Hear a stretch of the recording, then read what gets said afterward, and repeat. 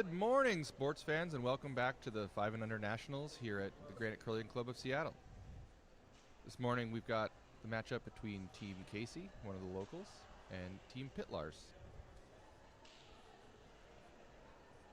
Team Casey will be throwing the yellow rocks, Team Pytlarz will be throwing the red rocks, and looks like Team Pytlarz won the draw shot challenge and will be starting with the hammer.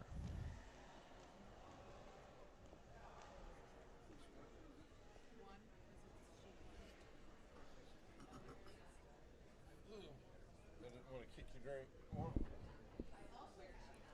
Thank you.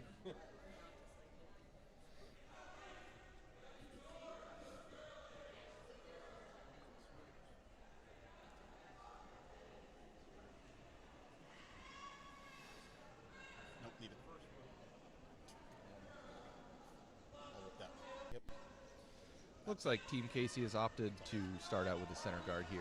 The sweepers are on it early.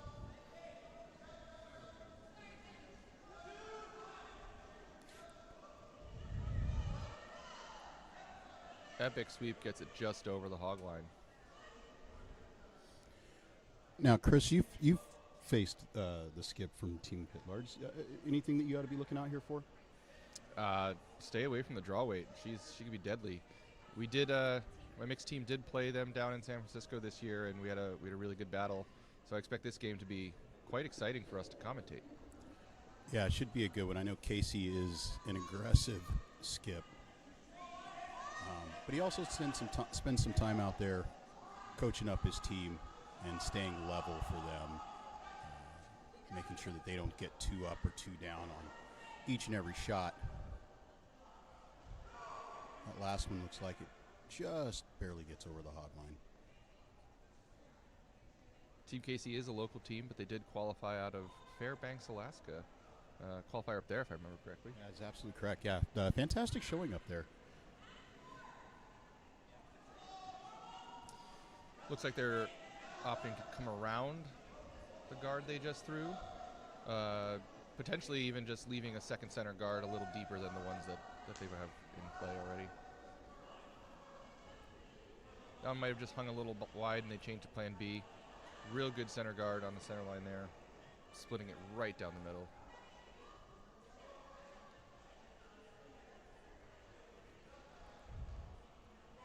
We know it's early out there, folks, but if you're here in the Seattle area, come on down to Granite Curling Club of Seattle and watch the action live. Although we do appreciate that you're listening in, feel free to come on down. It's not quite a packed house, but we've got quite a good showing here from some local teams and some of the travel teams and their family and friends. It's going to be a good time. It's going to be a great weekend. So find your way down to the Seattle Curling Club. Team Pytlarz attempting to draw to the wing here. Come up a little light. I'm not sure if that center line maybe just grabbed a little because it hadn't been worn down in practice as much. But a little bit of a weight control challenges early. A little surprising since they seem to pin their LSDs. Well, it's always interesting, too, in these kinds of competitions, Chris, where you've got, earlier on in the week, you'd see most of the teams adrenaline pumping and the rocks are going straight through the house. And now it seems like they're all trying to make that adjustment. And so they're coming up a little short, but the rocks are staying in play, and that's what you need. Maybe a slight over adjustment, but right on command, straight to the back of the 4 foot, just drifting into the back of the 8 foot there.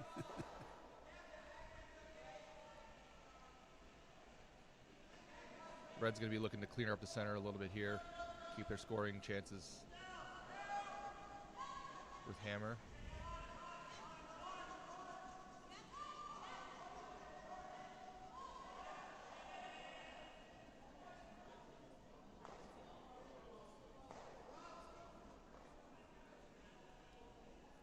I guess we can call that a double peel. Yeah.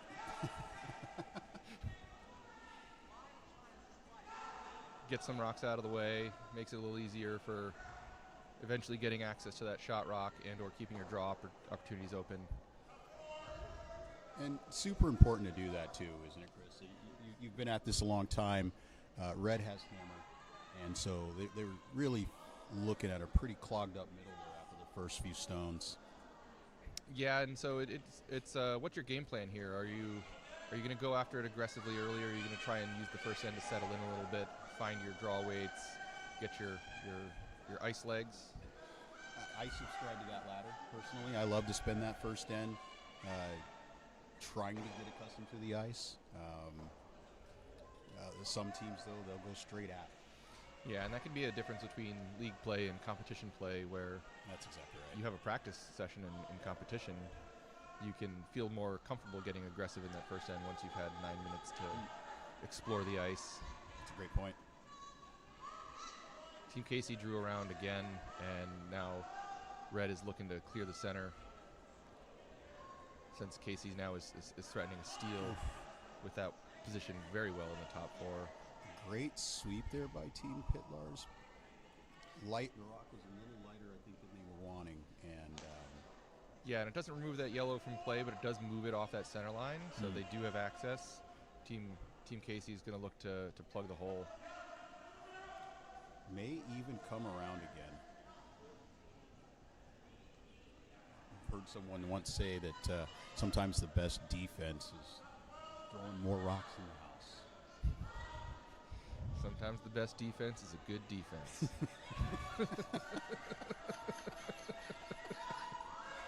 That's some Bobby Bowden stuff right there, man. Way to go. That guard splits the center line. It's a little high, the way this ice has been curling this week. You probably can still get access to those with a softer weight hit, which looks like the call here. And you rattle off some of those guards. You know, you're a little tight. You move that guard off the center line. You're a little wide. You chip the red away. Lots of good things can come out here. They're on it early, though. Might be a little tight. You might be looking at that peel scenario I was just mentioning. Looks like the weight's a little down as well. Oh, boy. That's fine. Moves it off the center line. Pokes out of the play. Now, Chris, let me ask you here.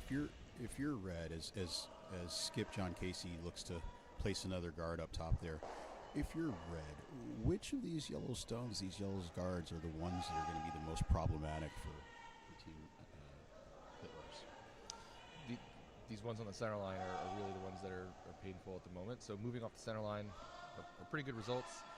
You know, there's 3 red now in play, which they're long, but does give you options for maybe a run back later if you need it.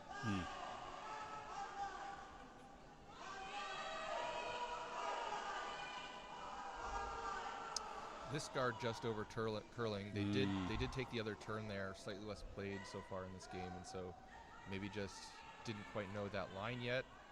And that's kind of a break. It does leave Shot Rock exposed and a chance for Pytlarz to really get in here with something aggressive. Like Steve Miller said, that's the break they were looking for. Steve Miller ref. I love it.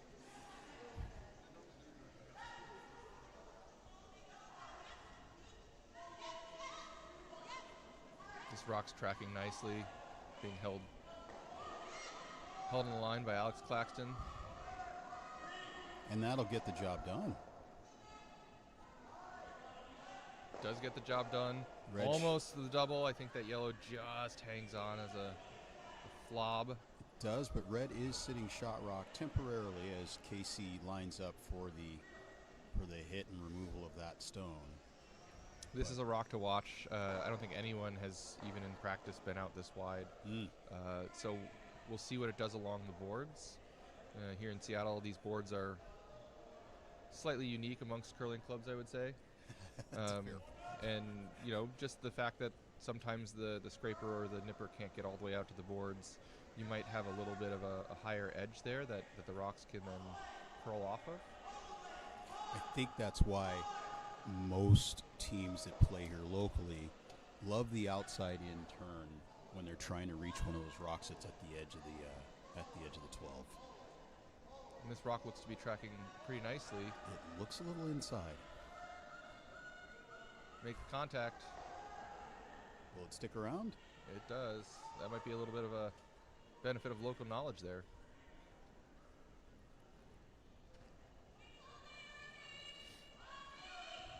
Now for Pytlarz, yellow sitting 2 means they're probably going to get forced. There is a bunch of guards in play, so it's not out of the question to set up maybe a skip's deuce here. How would you feel about that draw behind some of those yellow cards? I mean, they're lined up on the forefoot. You hide one behind there, and it's going to be really hard to remove. They're taking the other turn that I was seeing, though, and opting to try and go behind their staggered reds. Where do you weigh in on that? Is it, and maybe it's just the setup of the house, but do you prefer to draw behind your rocks or the opposing teams? Behind my rocks whenever possible, and because they're staggered horizontally, it gives you a little more cover to hide behind. The port to me just looks a little bit, from my viewing angle here in the booth, looks to be a little bit better with the other turn. I felt the same. They may have looked at it and felt some concern with the yellow stone guard that is closer to the house. They may have thought that the way the amount of curl might have precluded them getting in from there with where the other rocks are staggered as guards. Yeah, and you do actually have some backing in this direction. Not that you're trying to use the backing, right? But well, not bad for a plan B there as they promote a rock. Don't think it made the house, though. Didn't quite get into the house. But with those 2 yellow rocks, expecting to sort of get forced here, that's a good warm-up toss. Get the feel of the weight, get the line, make a small adjustment on your next one, and then escape to the second end. Well, Casey going all the way out to the edge here for a skip's draw, with a chance to maybe even steal on his final stone. Yeah, and with how busy the front of the house has gotten, he can be light on this and just put up more junk on that right side, which has a fewer guards, a little less traffic over there. So pretty stress-free draw over here, already sitting 2, option to be light. Weight looks awfully close for a top 8. It is curling a little earlier than I think they wanted. But plugs both the center as well as that outside right edge. Tricky situation here for red. Do we think that back yellow is hanging out? Is still touching? I think so. Always hard to tell on the overhead.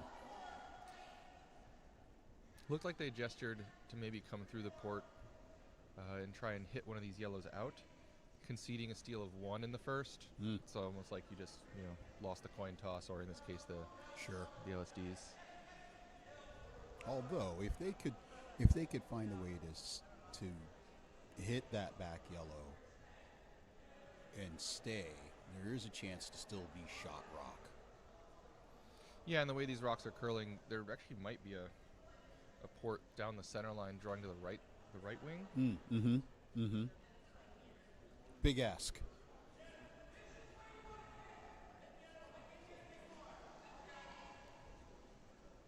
But decided on the out turn through the port, trying to just kill one of the yellows in the back. Final stone for Jacqueline Pytlarz on the way. Holding the line.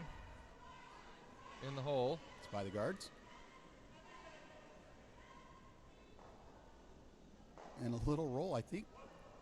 Looks like she got it for 1. I believe so. A little in-off action, using the other yellow as a stopper. We call that a Chris Seri shot. Played against you a couple times, I know. I mean, she actually got the intended outcome, so I'm not sure we can call it a Chris Sherry rock, but call for a measure here. So it's a little closer than... It's a fine shot either way. With where they were when she let that rock go, to have a chance here at and that sweep was basically end to end to hold it. So really like well we were saying, done. I think either result here they're pretty content with. Obviously, scoring makes them a little happier, but cutting it down or scoring, pretty good end to settle in with. Now, Chris, I know we don't give the officials much airtime here. Who do we got doing the measurement? I couldn't see. Is that Ethan? That looks like Ethan, although with the hood up, he's kind of Darth official, maybe. Darth official. If he had his shoes off, I could tell you for sure it was Ethan.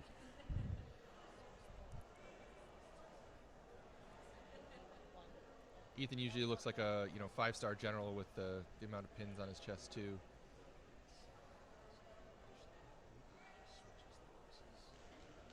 Well, no. Sheet 1, sheet 2, sheet 3, sheet 4, sheet 5. It just flips.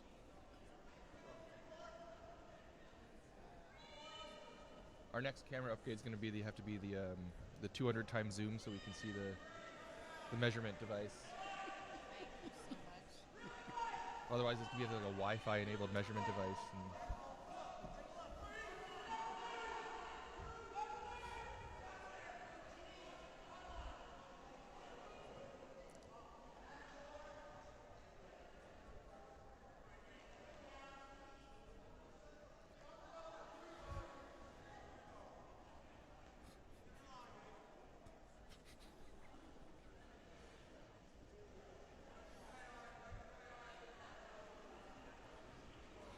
And the suspense continues to build. Looks like they moved red closer. Nice shot for one. It's a fine end for both teams. If you're Casey, you have to feel good about what you did there to force, and you had an opportunity to steal. If you're Pytlarz, you have to feel good about how the team rallied together to create an opportunity to get one out of that at the end. For sure. The double that cleared the yellows out of the forefoot, and then that last one through a tight port. Monster sweep. Everybody contributed. Highlights on red side. The draw placement for Team Casey. Awesome things to build on going into the second. They're having their little 1 minute between end powwows, make any strategy discussions, adjustments. Lots of rocks in play in that first end. We'll see how the action amps up here in the second.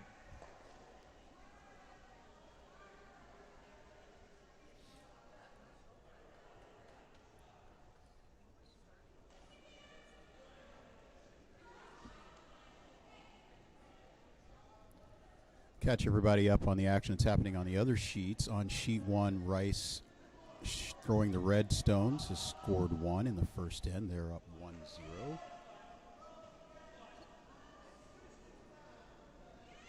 On sheet 3, it would appear that... Sorry, on sheet 4. I'm on sheet 3. On sheet 4, Egan is throwing the red stones, and they appear to be up 1. 2. Are they up 2? Right. Oh, yep, you're right. Thank you, Chris. Yep, apologies, everyone. Egan's up 2.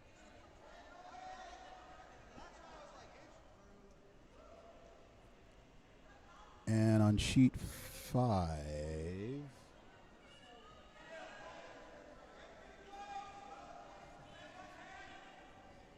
Papineau throwing the yellow rocks appears to be up 1. Back to the action on the feature sheet. Team Pytlarz comes right to the button, right to the lid with their first. KC decides to throw a corner guard. A little discussion after that one. Not sure if that was just a little skips chat or if something happened up there, but a little after action conference. Casey loves to communicate with his front end to let them know, hey, let him know he was on the broom, or let him know he was a hair inside, or those types of things. He loves to transmit that type of feedback to the front end. Is that what skips are supposed to do? I just kind of yell at him. Do better, please. Do better. Nice second shot there. Right in line with their shot stone in the forefoot, and adds as a second counter.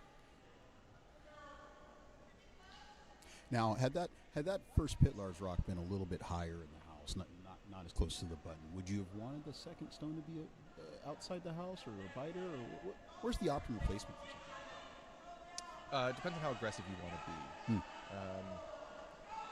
be. They're in the house, so they're foregoing the free guard zone. And as my chess instructor in high school used to say, if it's for free, it's for me. Get So- 2 of them. Yeah, exactly. So, Great come around to the Come- wing. yeah, absolutely. Playing into the house without the hammer in the second end, it just is a little more conservative because it allows your opponents to hit you. In which case, you're sort of saying, I'm okay with a clean end here. Go ahead, take me out. Well, and it could be more of that game plan of let's settle in the first quarter, go after it in the middle half, and then try and finish it off in the last 2. Well, here's Alex Claxton's second, the second for Team Pytlarz, Alex Claxton. This is his first stone. Going for a center guard here to guard those 2 beautiful stones put in the house. And I got to be honest with you, that looks like a pretty perfect placement to me. It's like Orion's belt there. Bang, bang, bang.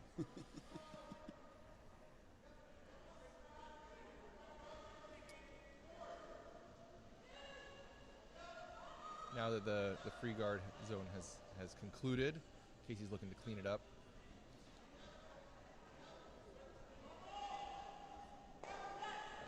Gets the unfortunate jam on the draw they had put so nicely in the house. And the guard rolls frozen to the shot rock. And Pytlarz will look to put up another guard here.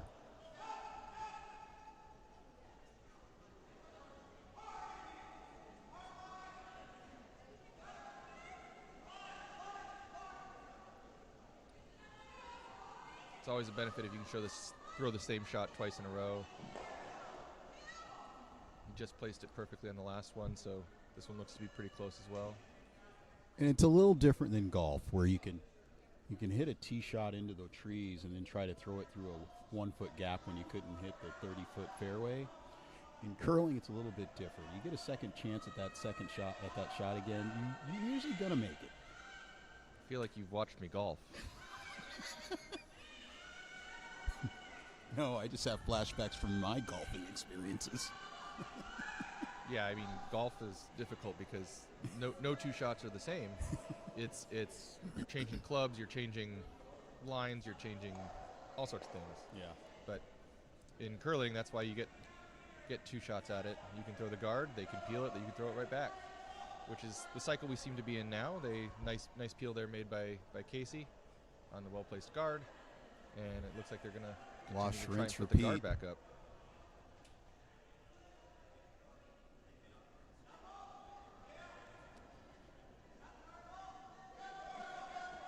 Now, Chris, this is a 5U tournament, which means that all the participants here have been curling for less than 5 years, or 5 years or less.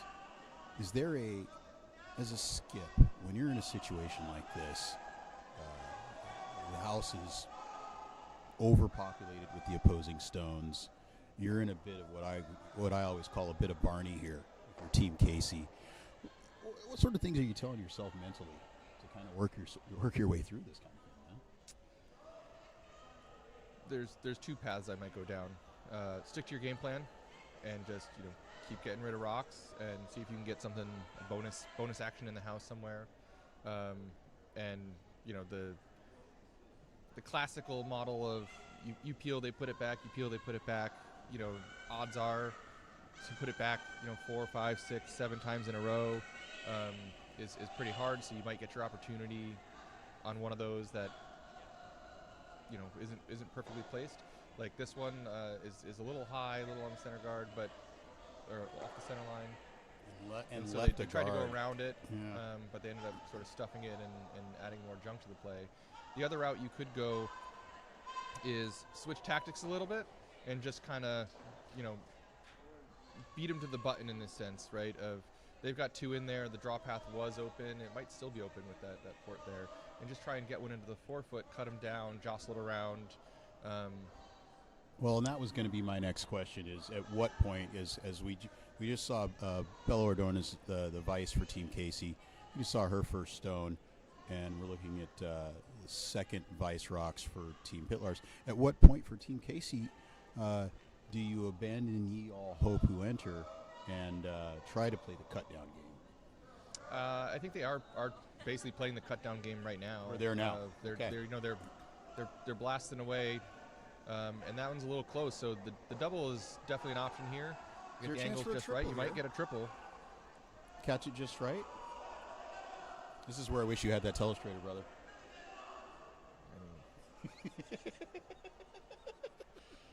I know you want it. I want it. I want it so bad.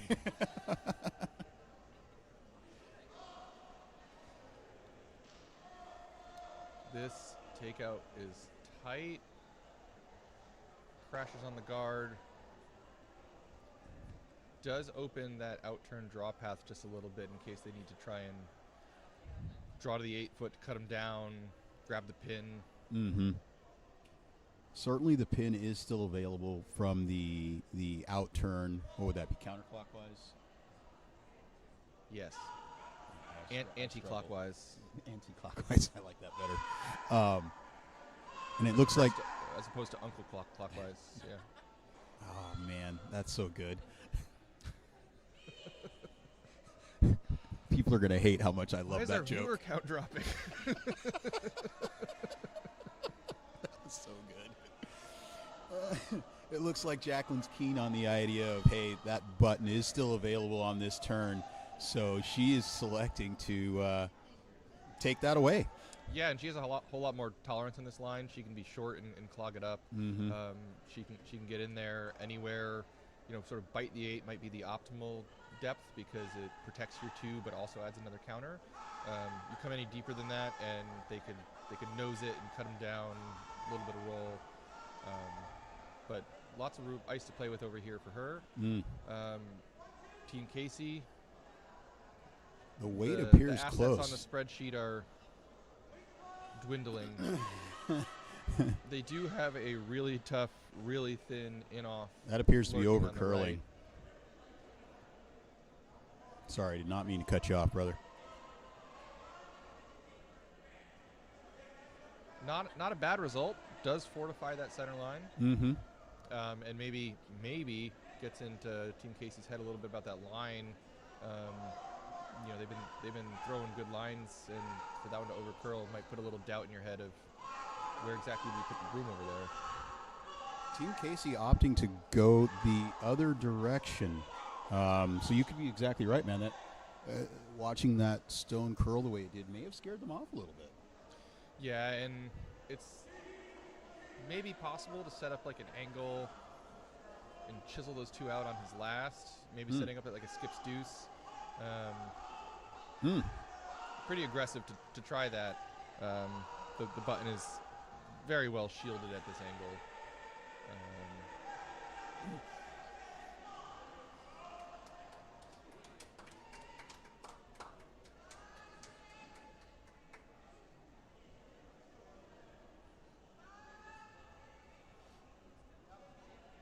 Sweepers start to get on it now. Weight looks pretty close. Can't bounce much here. That is exactly what they called, I believe.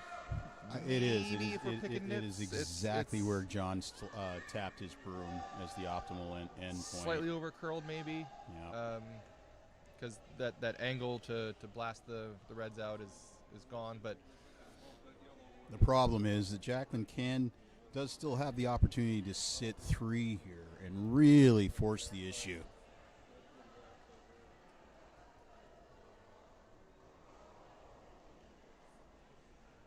one of the other strategic mantras I like is that pressure breaks pipes. And Jacqueline has the opportunity here to really amp up that pressure by adding a 3rd counter.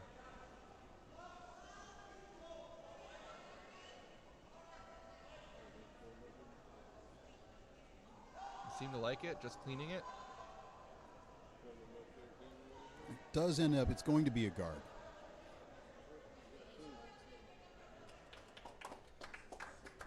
That line was great. It just needed a little more weight. I will say this: if your team Pytlarz here, you were forced in the first. Here you are in the second. You're sitting 2. Honestly, a really strong opportunity here to go into the 3rd end as if you had scored 2 in the first and stolen 1 in the second. Exactly. Really makes that last shot in the first end from Team Pytlarz even that much more valuable by the way they've managed this end. John Casey appears to have lined up a slash or maybe the in-off. Idea is to run this yellow as sort of as hard as he can onto the yellow he just threw and see if they can rattle those reds out of scoring position. Is there any risk here? Not really. If there's a small risk, but Pretty low. pretty low. The risk would be like you clip yours just thin enough to kill it only, and it was third counter steal. But the end result is a steal of 2 for Team Pytlarz.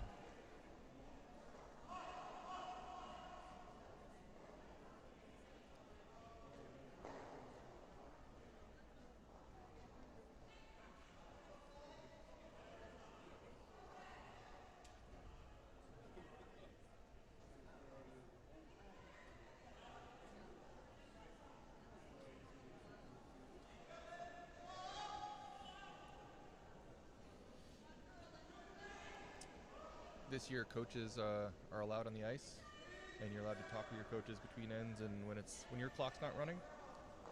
So, wonder if Coach Will down there is giving them any.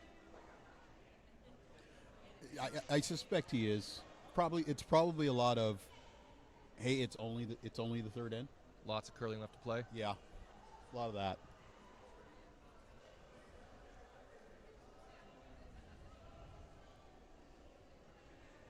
I gotta say, I love the uniforms. The variety is fantastic. I'm really glad you said it throughout because the I wanted to bring it up. event. Yeah, the variety, the creativity. There's a lot of really cool stuff going, and I'll tell you, folks. Again, you got to come on down. You got to come on down and see it firsthand and live. There's some details that probably aren't showing up on the stream as far as uniform creativity and strong shoe games. Chris and I are both shoe guys when it comes to shoes on the ice. There's some strong shoe games here. There's some strong kits out here. Come on down, take a look firsthand. See it up front and close.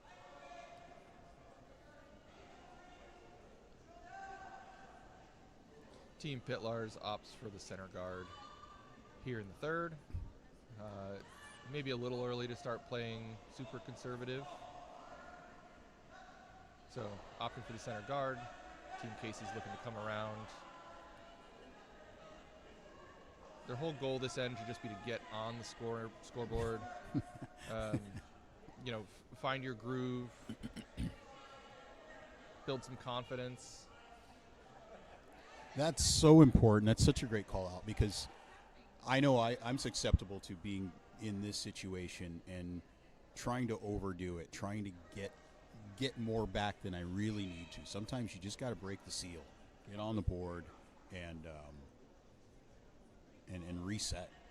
Yeah, and in this third end, getting on the board, maybe playing a nice clean fourth end would bring you into halftime, in a close game, and then I always like to try and come out really aggressive in the fifth end. We looking at a run back here? I think they were chasing the one in the house and it over curls. Not much of a downside there. You're allowed to take away your own stone. Yep.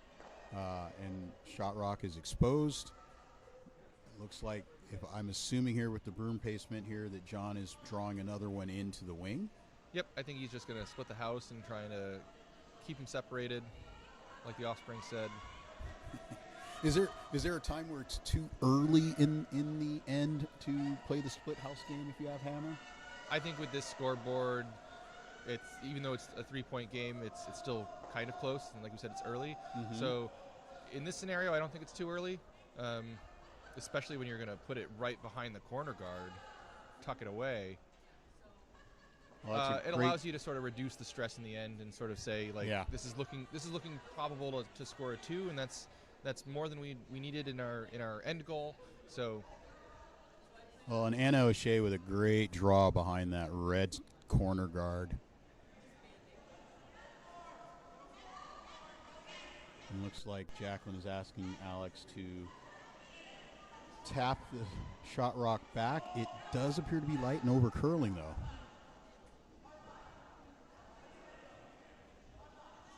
So it's also an interesting point in the game. First 2 ends are in general, when our ice tends to break in a little bit. Mm-hmm. You get sort of through what I a little bit call it the top layer of whether it's the still the little rounded parts of the nib or a couple lines that haven't been touched yet. And so I wonder if now the ice is starting to change a little bit, maybe a little bit extra curl. Just need to make a couple adjustments. The dew's off the putting green. Yeah, exactly.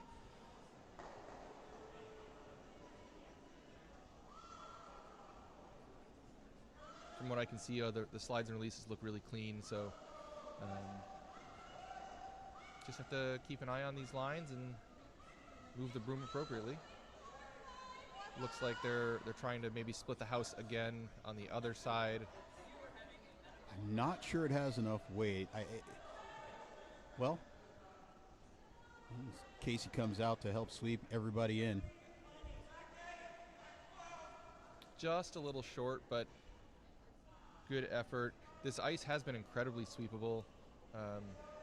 The head USA ice makers here and helping out the GCC ice crew, and they're doing a fantastic job.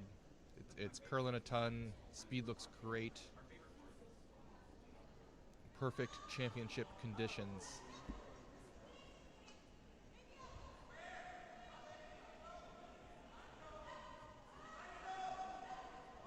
And they made that adjustment I was just talking about, where to put the broom, how to throw it, right on the beak.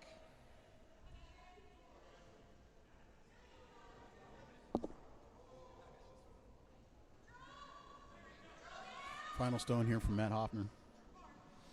Looking to hit and roll, spread the house out again, maybe utilize that corner guard they ended up with on the previous stone. Slight wobble out of the hack, but the late broom action tells me he's on point. Makes contact, rolls over. I take it back, folks. Just rolls Broom out. action could have come a little earlier, it seems. Yeah, curse the announcer there. Maybe I was just complimenting all their smooth slides.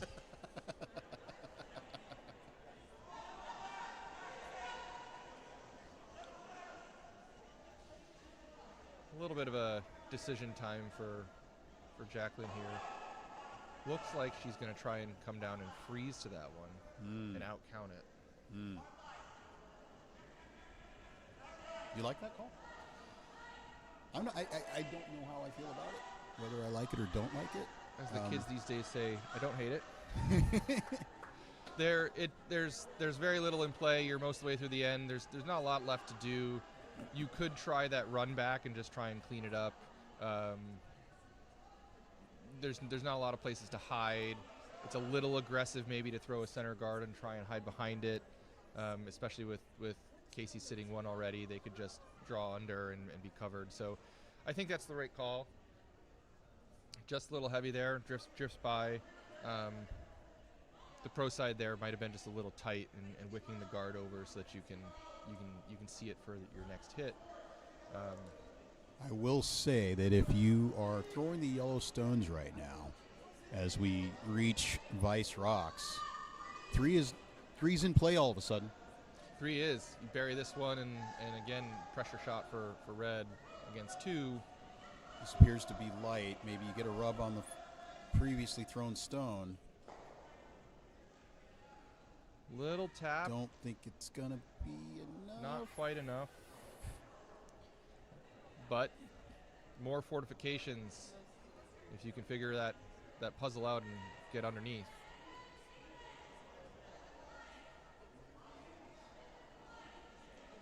Trying the freeze again. Small adjustment on the weight. Looks like about the same broom.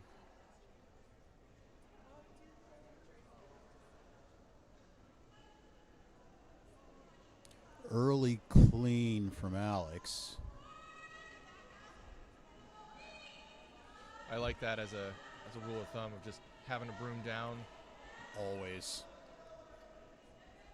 This weight looks close. Oh, and now you've got two pieces of backing back there. So John will try another come around.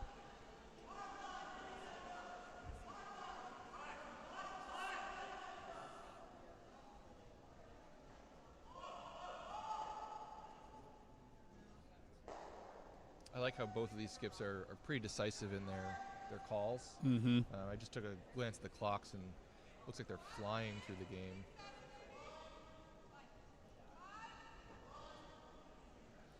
Big scrub here.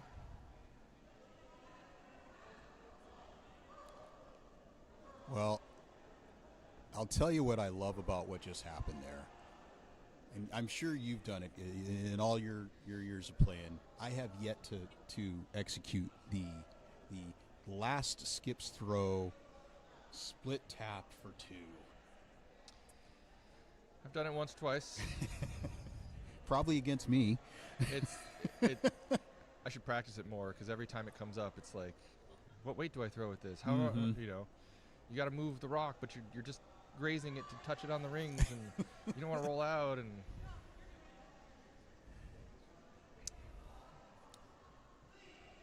so yeah, that does bring into play any of those yellow rocks sort of as a way to score multiple. There might even be a really sneaky way to drag two of those yellows on and roll your shooter. Mm-hmm. So first skip rocks here as Jacqueline looks to place one behind those yellow guards. with that guard moving towards the center line, I think they've opted to change the turn and just sort of draw to the pin, go to the bread and butter. As you pointed out early, that's a strength of hers. Yeah. This one coming in just a hair lighter, I think, than they wanted it to be, but it doesn't look like it's going to make it. Yeah, and unfortunately that sort of acts as a guard for Casey. If he sinks it around now, it'd be a little bit of probably a pressure freeze to at least outcount the left one. And this is definitely a race to the forefoot, a race to the button right now. With all those guards up top, this is a pretty critical shot for both teams here.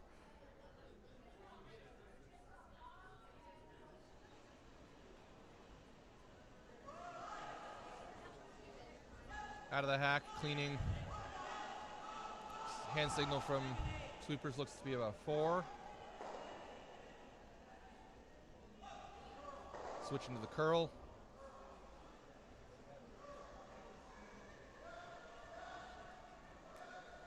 Weight looks just about right. Top forefoot, undercover. Yeah, well done. Is that right on the lid? Yeah. Okay. And fully buried, it would appear. Great shot. Pressure draw. And so now, Got to freeze, right? yeah, I mean, you could take on the run back if you were feeling your hit game. But I think it's just simpler to draw right on top of it. Even a little bit on the high side, frozen, cuts the scoring area down. And I did notice one of the differences on this particular release versus her previous stone is she did give it a little bit more of a positive release this time. Coming in. It's a little bump. deep. Yeah. Sits second shot, but wide open. There is a nose hit for 3 here to tie the game. You don't even really need to. You don't need a whole lot of weight here. You could get away with back line or space weight to get 3. Yeah, as long as it goes just more than full 12. Yeah. It's got to move it about, 5 feet? Maybe 4.5? I think one of the keys here is to not let your eyes go wide and your stomach start to growl, getting hungry here. Set up just like normal. Take an extra breath maybe. That's so important. The measuring of your heart rate in these types of situations. We could add that to the broadcast too. We should not just mic up the skips, but heart rate monitors. Past the guard, got the hit. Well executed. Well done. Well, here we are. We're going to the fourth end here in draw 7 on sheet 3. Brought to you by Fruit Smart Solutions. Naturally. With all tied up at 3, both skips have found themselves in trouble when they've had hammer. And yet both skips have found ways to escape. And both have found ways to escape.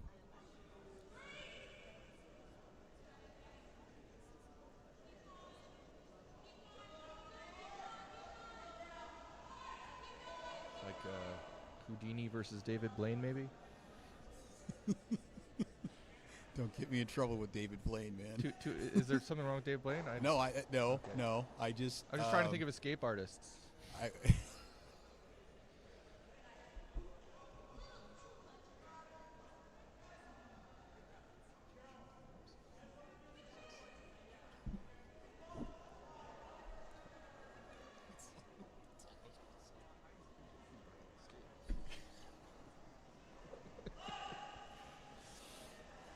All right.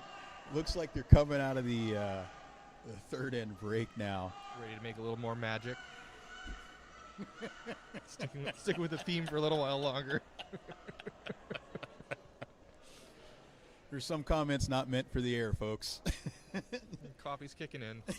Come on down, though. You can sit next to us. You can hear the rest of it. I won't know if I've crossed a line until Shannon drags me away by the ear. That's a great call out. For those of you watching, for those of you here in the building, a lot of work went into this, putting this on from a lot of different people. But the one that spearheaded, that led the charge, Shannon Brown, if you're here in the building, if you happen to see her, please take a moment to thank her for all the hard work she put into this thing. Amazing. The feedback here in the building from everyone has been so super positive. Everybody's having a great time. The competition is fantastic. And, she put a lot of hours into this thing. It's a good reminder just for everyone to thank your volunteers at your local curling club, whether you're putting on a national championship or a local bonspiel. That's right. Everything from ice makers to kitchen crews to officials. Yep. It is truly a community unlike any other. Everywhere in the world, if you're a curler and you go into a curling club, you're welcome. Absolutely. There's nothing else like it. We got some guards in play here in the fourth.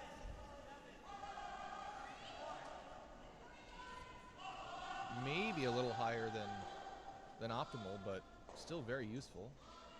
And both teams seem to be playing it relatively standard from a strategy standpoint. Center guards without hammer, corner guards with.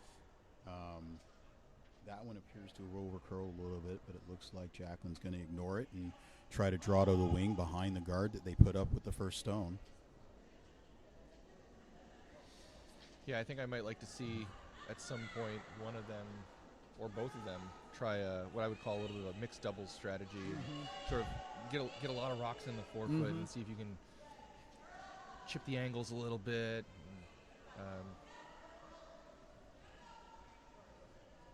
A little more tactical cat and mouse. I know in the early days of the Korean women's program, they weren't big weight throwers, and so their entire strategy was built around populating the 4 foot and making the other team deal with it. I heard a legend of a granite curling member that didn't believe takeouts should be a rule, shouldn't be allowed, and so We got to put a name to this. I never met the legend, so that's why we just make up a name. But you ended up with a bunch of games apparently that were like that. Like you just Yeah. little tippy tappy in the 4 foot. Little, It's exciting. You really master that back 8, back 12 weight so that you could move it but not take it out. Boy, can you imagine the angle, learning the angles on something like that? I mean, you'd have to get up to speed Get out the really quick, protractor, huh? Yeah. Oof. All right, looks like we're clearing some of the guards here.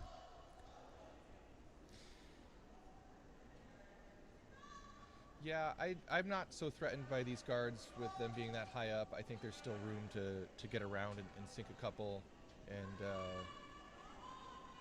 definitely not wrong to peel them. Just a little more conservative. When they're that hard, if you choose to draw around, you're sort of throwing down the gauntlet, saying, "See if you can do better." Mm-hmm. But like I was saying last end, not a bad plan to try and play it simple in the fourth, see what you can get away with, and then really go aggressive after the half, after the slide path pebble and the mop might have changed the conditions a little bit. So 2 questions. If you're Team Yellow, do you look at this as an opportunity to put it back and make them toss a few more stones out there to waste those out, and now that they've declared their intentions, or do you do as Team Casey did here and put another one into the house? I think that's a great shot there. Red's going to peel the other guard, and with Yellow sitting 2, Casey has a lot of options to force here. They don't need the guards. They can do a split house force, and if this peel is made, they can just draw to the other side. Anything touching the 8 foot would make the double and or triple pretty difficult. Oh boy, this could be problematic on the jam. Actually, like they got gets away the with peel and promote. Yeah. And so now Casey's going to put the guard back up. Again, to make them use another stone to. Is that the play here? Yeah, and there's it's not easy. There is a double on those 2. It's very flat, and you'll lose the shooter. But it's hard to guard 2 stones with 1 stone.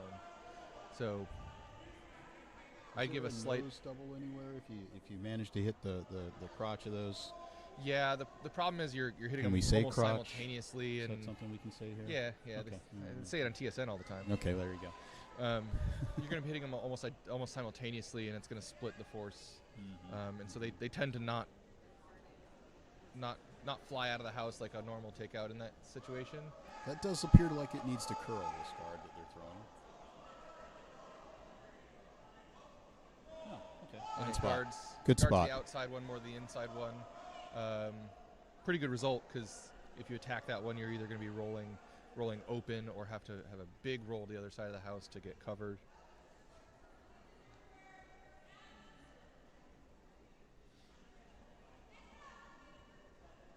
I'm assuming this is going to be a tap on that rock that you said is exposed.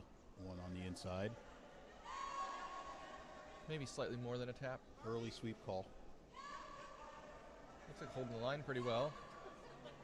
Just got to get by. And it does. Great shot.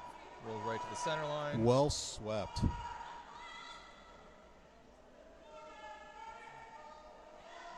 Lead Alex Vienne holding the line on that one.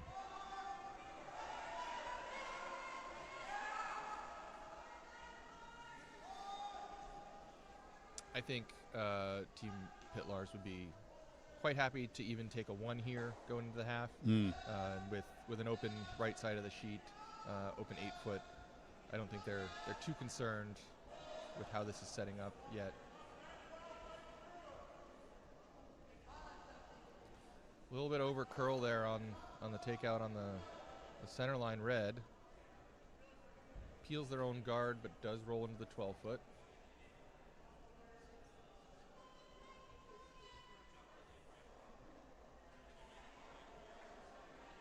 Does roll into third shot, it appears, which kind of takes the teeth out of that red that's been sitting on the right side. And sort of makes this rock for red that is shot rock a bit lonely. Yeah, and they're trying to give it some company here with a nose hit or a little bit of an inside roll on the second shot. Well made, leaves a little bit of a double angle. And it does appear with that broom placement, that's exactly what Casey is looking to take on here.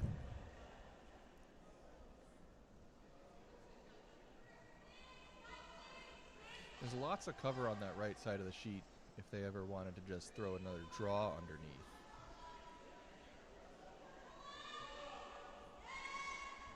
And Chris, I know you love a good triple. I'm looking at the angles here. Is there a triple in play? I don't think so. No? No. The only triple might be in my coffee. Espresso, folks. He's talking about espresso. Bar's not open yet. One and a little tap. Pretty good result. That's only a 1-2 foot run back. Well, and depending on the turn that you take on here, getting rid of that yellow could become problematic. Yeah, and this is what I was just saying for Team Pytlarz too. They could just draw to the 8 foot. I'll be honest with you, Chris. That if I'm their coach, that's exactly the call that I would prefer here. You're sitting shot rock. I would even propose that you would draw to the back 8. Yeah, and if they chase it, you get to sweep it if there's any roll. Maybe roll it out. Yeah, get your rinse skip and deuce repeat. here. Yeah, Draw to the back 8, get you a skip deuce. And you have both turns available. Like I said, there's a lot of cover on the right side if you wanted to throw the right-handed in turn. But you could also go wide open on the left side and try and give Casey just an easy cleanup.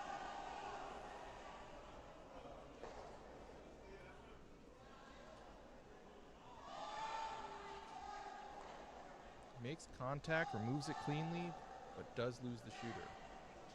Yep. Casey will have an opportunity here for the force if he can remove shot rock here. Meanwhile, quick aside, over on sheet 2, Newman with an opportunity to draw in for 3 if they can get one full 4. Casey's got to be a little careful here. If he rolls out, he brings the deuce back into play. It's a fair point. Well, maybe not. If it rolls out, they'll still be sitting second. But then you get rid of that rock, and I see what you're thinking. This is why you're the GOAT. Well, and not just the GOAT, but clairvoyant.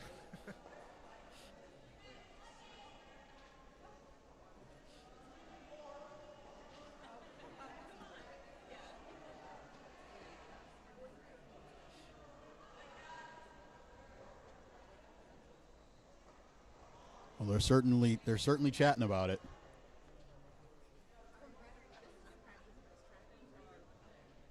Now, when you go back and you think about that last shot, you saw it pretty early. If you roll out here, it's an opportunity to gift a skip's deuce to the other team. Yeah.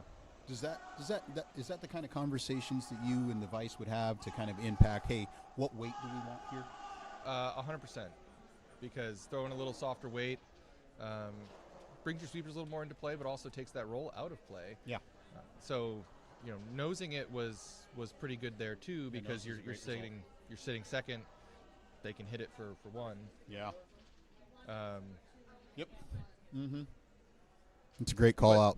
But there's also the school of thought that just like we were talking about golf earlier, like don't hit it in the water. Well, and then I'm definitely going to hit it in the water. So just by going around about your normal routine, and throwing with confidence, can take those out of Psychologically speaking, there's some interesting theories out there on how the human brain cannot process negatives. And so if you tell someone not to think about something, that's actually not possible. They are going to think about it. Final skip rocks underway, and as perfect hit and roll foretold in the prophecy by Chris Sherry, that is a skip deuce.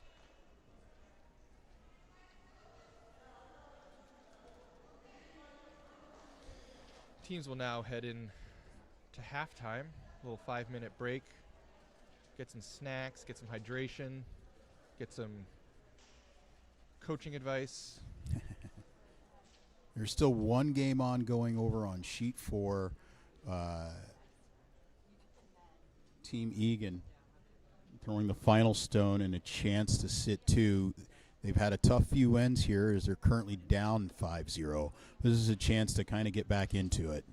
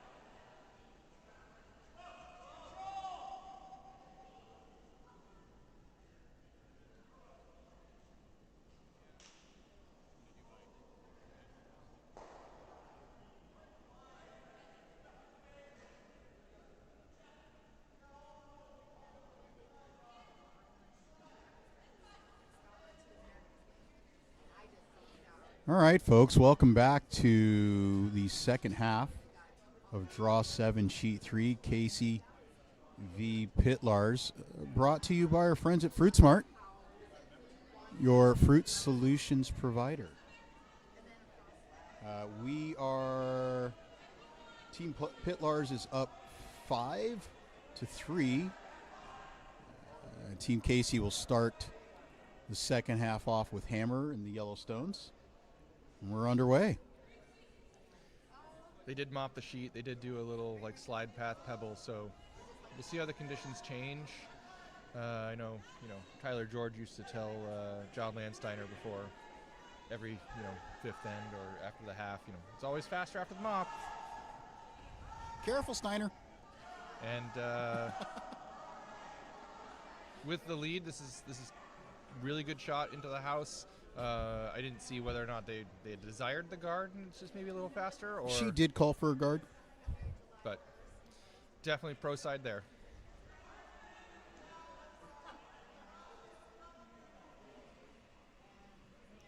It's always interesting when you're down at the halfway point and you're coming back in. There's a mental tendency to allow yourself to feel pressed.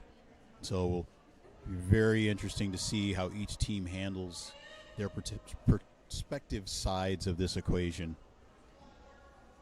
As Anna draws into the house again, I have to believe that's a sign of them just adjusting to the speed of the ice coming out of the halftime break.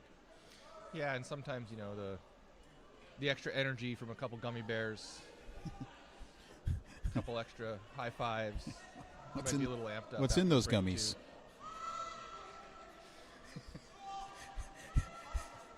Fructose from Fruit Smart. Oh, how dare you!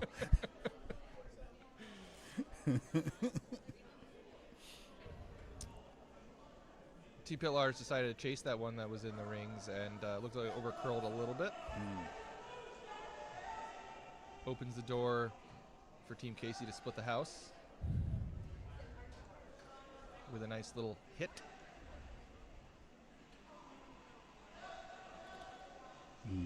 Bella Ordonez on the broom early, trying to hold the line. This one appears to be curling pretty hard as well.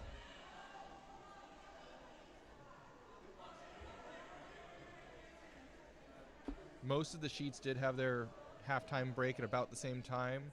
So I wonder if maybe the temperature in the arena dropped a little bit and maybe that caused a tiny bit of frost that the Rocks might be grabbing early in the fifth end here.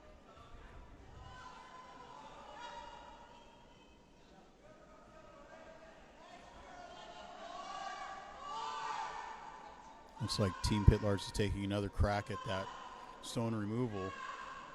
This time makes it.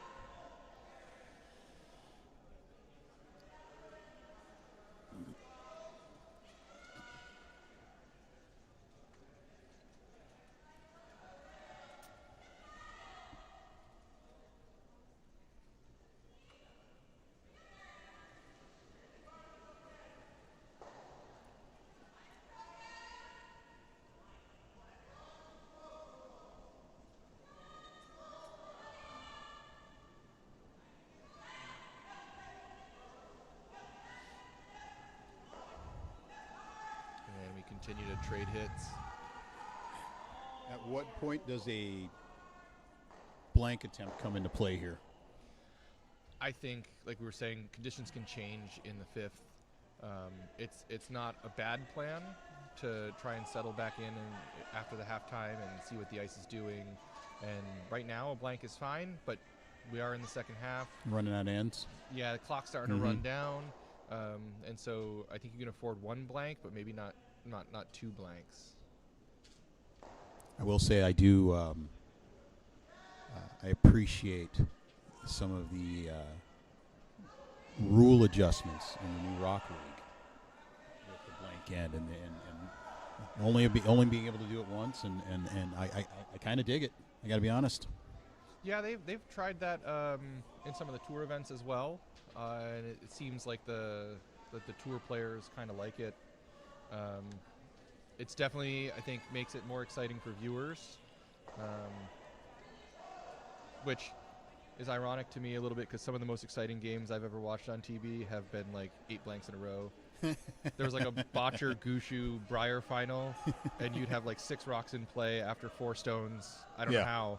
And then just like blam, blam, blam, triple, triple, triple. And you're like, wow, that was exciting, but it's another blank. So it does generate more action, you know. The other interesting thing is that 2-point button in the last end. So. Well, Pytlarz is called for a hit here. Now, you got to be a little careful. You definitely need to catch either nose or the outside edge. If you catch the inside edge, there is a potential jam here, and it could bring the deuce back into play. Never doubt. Well thrown. Boy, as a sweeper, those are great when it's almost made out of hand. It's a long event. If the thrower can save some of those energy from the sweepers for later in the event.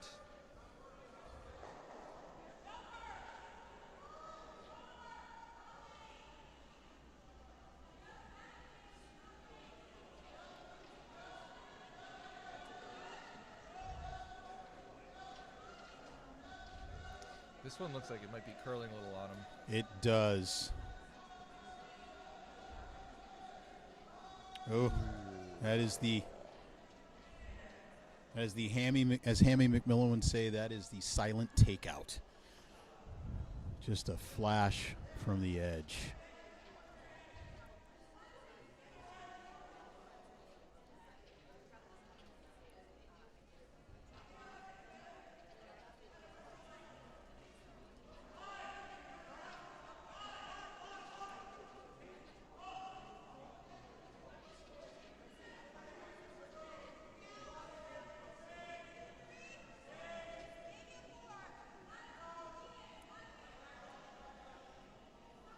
Team Pytlarz, excuse me, splitting the house here. Keep them as far away from as possible, and make sure there's no double. It's just a well thrown rock. Easy way to create a force. Well thrown, well judged by Alex. Not over sweeping it, but making sure that the rock stays clean the entire way. Just a well executed throw there. Casey opting for a draw to the other side and trying to use that back 12 rock as a bit of backing. Is this a draw? He didn't hit and roll here? Yeah, he tapped the 8-foot mostly in front of the right one. I wonder. I have to wonder how much of that is as a skip, making sure that you're calling shots that are to the strength of your teammate. As Bella Ordonez's stone, little heavier than I'm sure they all wanted it to be. I think that might have been the hit and roll, and maybe I was seeing where he tapped. He wanted the roll where to the go. roll to go. Sure. Yeah. Well, either way, it's 2 silent takeouts in a row. Unfortunately, those tend to stick with you. Yeah, and so sometimes teams have their own playbook, and they can have a shorthand, and even though they're tapping brooms, they know what the skip is asking of them. Mm-hmm.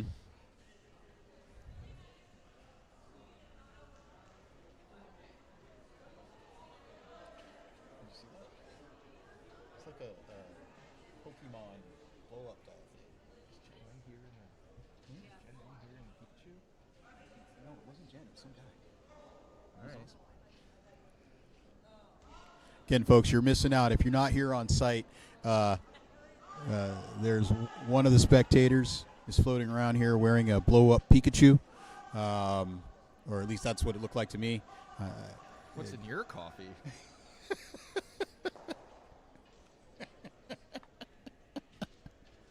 We're having a great time here at the Granite Curling Club in Seattle. Come on down, see the action live.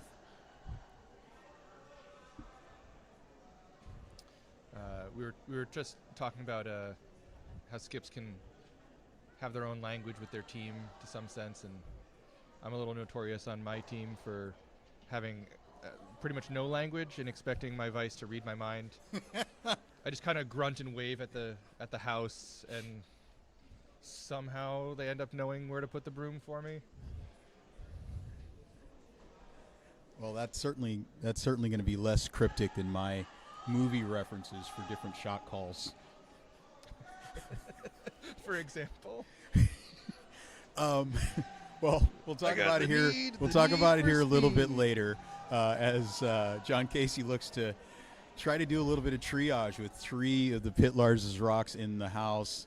This one looks to be a little bit wide, and that is the 3rd consecutive flash for John Casey and crew. Heart rate a little amped up, adrenaline pumping a little bit with the situation. These are the moments when, as you mentioned earlier, Chris, you got to get back into that hack and just take yourself a breath and calm yourself down again.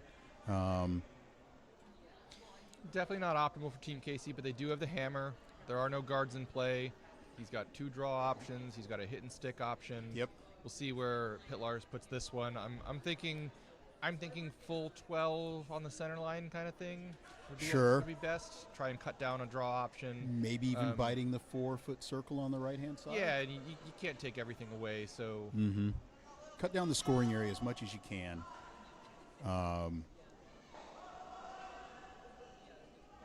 This is definitely one of those. It's a fantastic end, regardless of the outcome for Team Pytlarz. Fantastic end.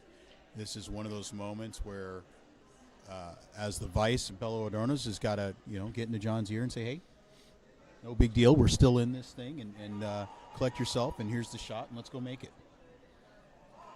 Yeah, and he has the option to make a small adjustment on the shot he just played and try and nose it, or bring the weight down. Mm-hmm. He's got plenty of options. He could also just throw a draw, right? Yeah, it does look like they called for the hit. Now, that was going to be a question I was going to ask you is, we had that conversation earlier about, hey, I just threw this. Let's throw it again. Make that adjustment. I am a bit of the school of thought, if you can minimize the number of changes you have to make between shots, sure, the higher your likelihood of actually making the shot is. And so, like, for example, I personally hate the hit to draw combo. Hit on the first draw on the second and making a big weight adjustment. Yeah, that's a tough one. John Casey here makes looks to be a pretty like good it's adjustment. Gonna hang on. Did it hang on for shot? Second. Did it? It did. A steal of 1 for Pytlarz. Still, when you're staring down 3, I'm going to call that a good result. And a great end for Pytlarz. Coming out of that halftime break, up 2, and then getting a steal of 1. Well done for them with 2 ends left. What's the conversation here in the halftime huddle for both teams? I think for Pytlarz, the conversation is rinse and repeat. I like quoting D2 the Mighty Ducks here. You take a deep breath, you grab a swig of water, then you get it back out there and you do it again. And for Team Casey, I think they have to say, we need to tighten things up just a little bit, and we need to put the pedal to the metal here. We need good guards, we need good draws, and then we need to finish it off. I'm just got to be honest with you. I'm just happy that you didn't follow up the Team Pytlarz speech with Team Casey saying, "Get hurt, get indignant."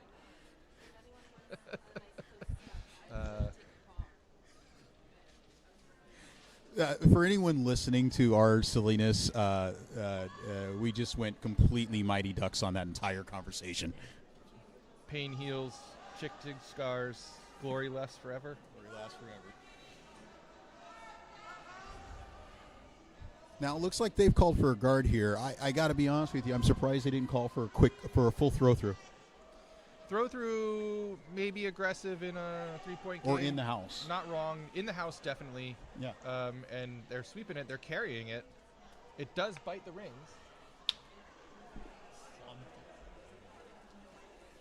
Just a quick bit of housekeeping, folks. I mentioned earlier that I thought that the suit that was being worn here at the club was a Pikachu. It is not. It is a full-blown squirrel. It is a man riding a squirrel. Sorry. Thank you. Accuracy is important. Team Casey is going to try and put up a corner guard here, I think. Yeah, and that's the play here. Anytime you're down this much, you need guards. You don't want to necessarily guard the other team's stone, and that does look like it's drifting into the house. Yeah, it just drifts in. I think they might have tried to hit that for curl a little bit, and that maybe just added another foot. Will certainly advantage Team Pytlarz here, as the call here is for a hit. Looks like a pretty clean release, but Jacqueline called for a sweep right out of hand, so I suspect it was inside line and may be on the red. Well swept. Hits, rolls to the other wing, lays 2, and Casey's got to get a little creative here now. Credit to Jacqueline Pytlarz on that. Great line call and sweep call right out of hand, and then well swept by the rest of the team to make sure that rock still managed to get the job done. Casey opted for the hit and roll here. I think to what you were saying, you kind of need guards. A little early for the hit and roll here, I think. Ooh. Through the uprights. You mentioned earlier pressure burst a pipe, and it does appear at least that Team Casey is feeling a bit of pressure right now.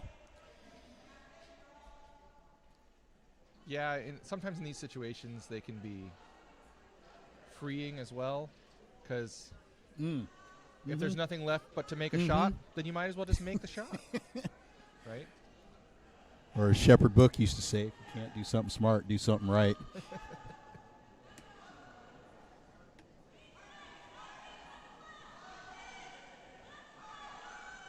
Another great sweep and another great draw, clogging up the center part of the sheet here.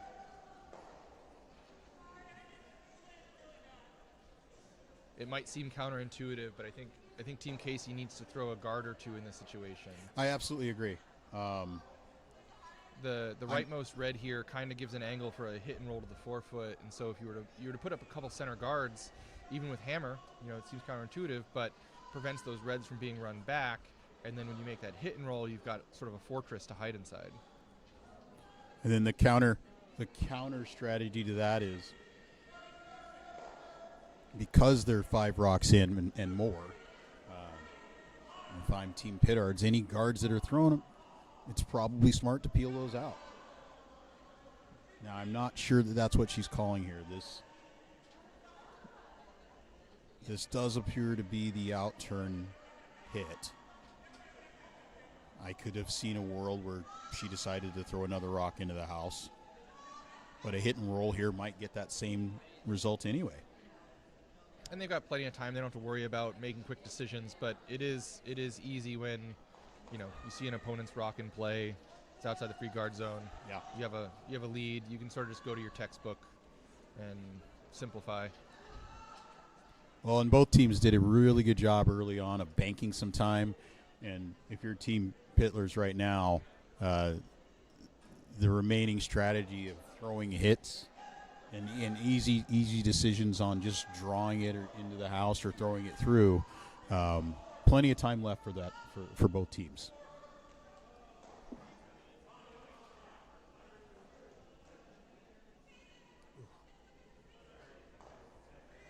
Makes contact on that, was an attempted hit and roll. Hung on the 4-foot line just a little bit, chips him over to the wing.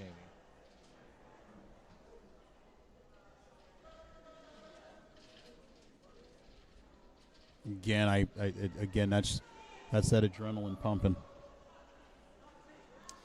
Yeah, and we're playing armchair quarterback a little bit and saying, a couple guards. That could be a good way to fight the adrenaline too. Is slow it down. Right? Yeah. Throw something soft.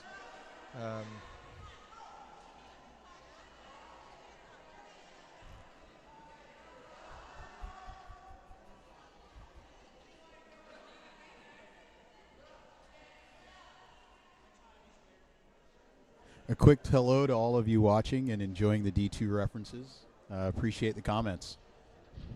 On that note, it might be knuckle puck time.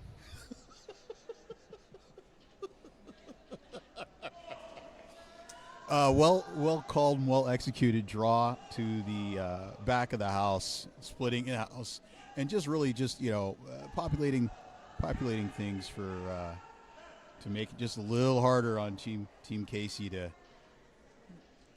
make a comeback. At the very here. least, it's visually intimidating seeing three opponents' stones in the house. Yeah, it really is. There's really not a lot of places to hide here. Maybe the best shot for Casey is to try that very wide hit and try and use that top right red one as a corner guard. And so like you stay on that sort of edge of the 8 foot over there. It would appear he's looking to draw behind the red into top yellow there. Still going to be a little bit exposed. But it is shot rock. It is shot rock. The center line appeared to be tricky last end, so we'll see if they've made the adjustments.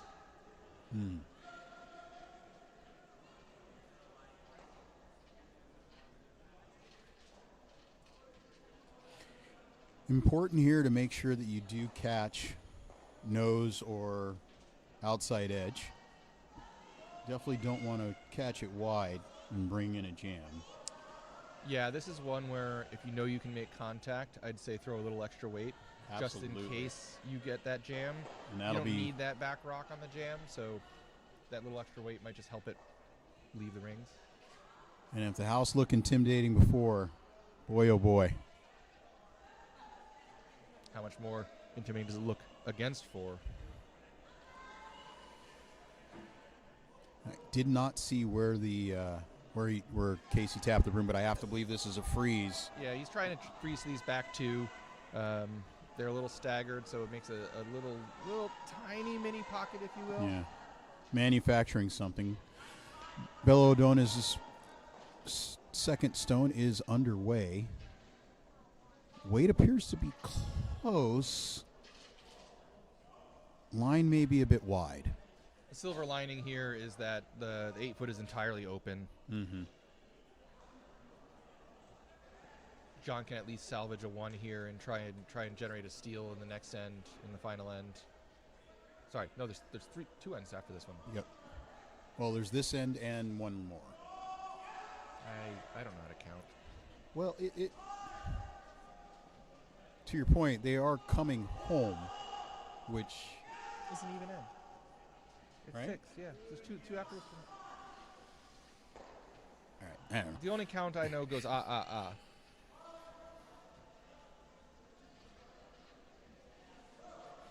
I hate how much I like that joke.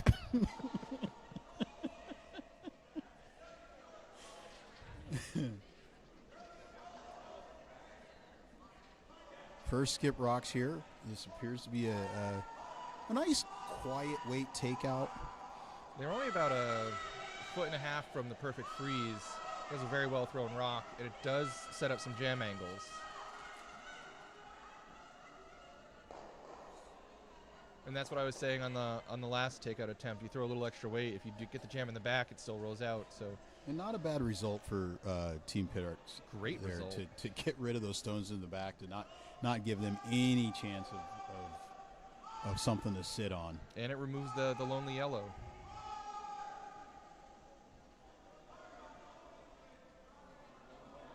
I think John's going to go to the freeze again here. And these angles actually got a little better for the freeze attempt. If he puts it right on that corner. Good chance for a skip deuce here. Yeah, if they put it right on the corner and they blast it, it could end up jamming on the right side now. Mm-hmm. But first things first, have to make the shot. And I'll be honest with you, for my money, the 2 toughest shots are the freeze and the roll, and the freeze and a hit and roll to a specific spot are, in my mind, 2 of the toughest shots in curling, if not the 2 toughest shots. So true. This does look to be a little bit heavy, and it will be exposed. And that'll lay 4th count, which makes it very difficult to bring into play. Do you ignore it? 100%. Yeah. If you're Team Pytlarz, you just... Yeah. That triple is... Or Pytlarz. I apologize, folks. as it stands, the triple is extremely difficult. Yeah, yikes. So where is So- the best spot for Team Pytlarz to put this stone? Anything touching the 8-foot, because then that turns that difficult triple into an impossible quad for 2 and forces on. You don't need to go hard for a steal here and try and place it optimally. And there's just too many places for John to generate his single. So this is let's check the speed of the ice. Let's make sure our lines are a good kind of throw. You know, in case you have to draw in the 8th, this is a. They may have waited a little long on the sweep for this. I don't know that it was going to matter. Leaving it high isn't a problem. But Right, certainly, John's got so many ways in. It doesn't really matter where that starts, but you write that one down in your mental notebook of this is the line we took. We did touch the center line, so she adds 6-7 feet to that. That could be a game-winning draw in the 8th. certainly enough weight that it could have gotten to the house had they decided, that they ultimately wanted it to get there. And it's just at that point, it just becomes all about the sweep call and the weight calls from the sweepers.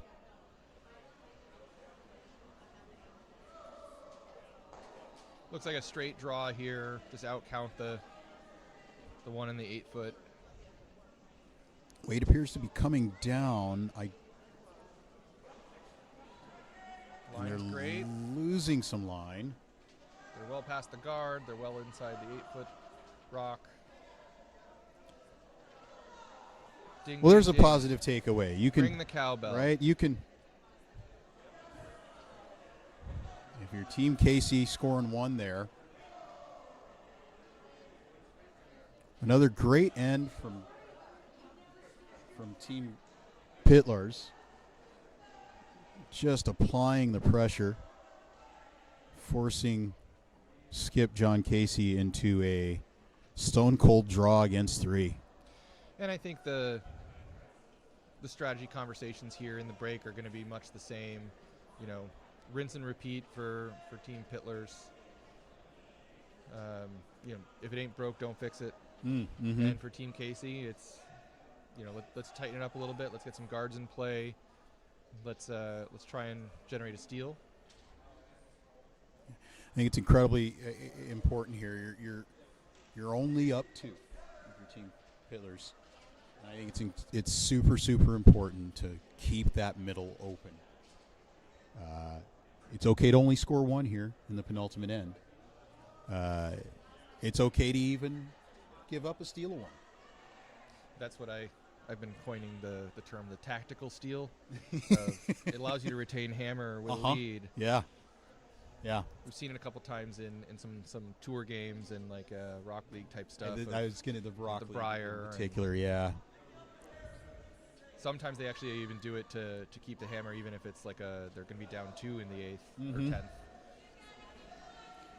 Anna O'Shea throwing lead rocks here.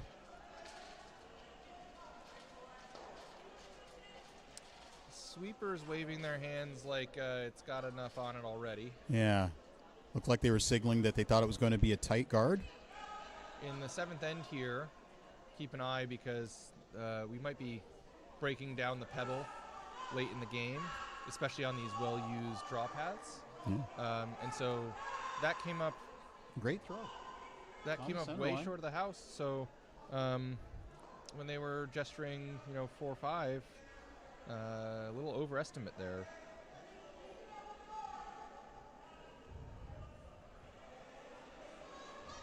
It is on the center line, so unable to remove it off of that line if you are Team Pytlarz.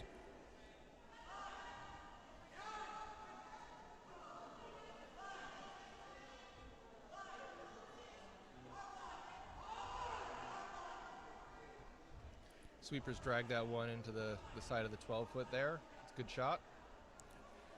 Quick round the rings here. We are all tied up on sheet 1.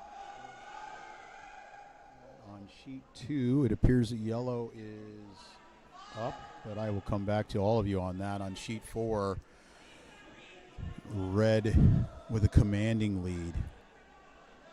and sitting 1, 2 in the house. On sheet 5, it appears that red is up. All sheets here playing at a pretty good pace. Most of them already on N7, with a couple of them just finishing up their last few stones in N6. Team Casey puts up another really good center guard, and all of a sudden we've got an end brewing. Yeah.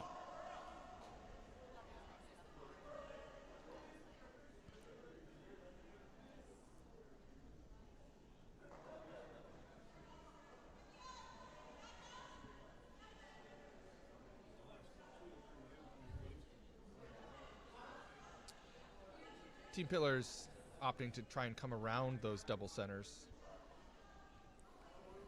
With the 5 rock rule, I think they couldn't do what I assume that they'll do on their next stone, which is we talked about movie references earlier when I'm skipping and the shots that I like to call. It would be a shoot the glass, which is to remove the guards. The high guard doesn't look like it's quite touching the center line. We might have a bad camera angle here, but they could have tried maybe a tick if it's not touching the center line. Very advanced shot.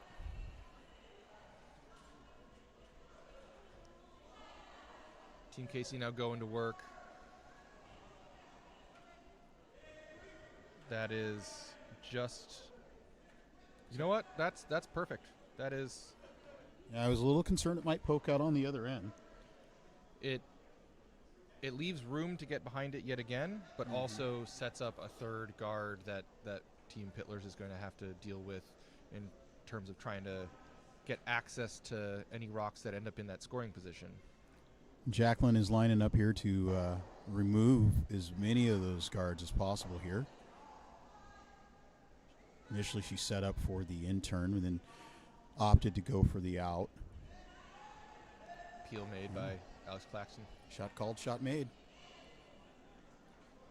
And I like that. I think the call was just the single peel here. They didn't try and go for a bundle. Nothing fancy. Yeah.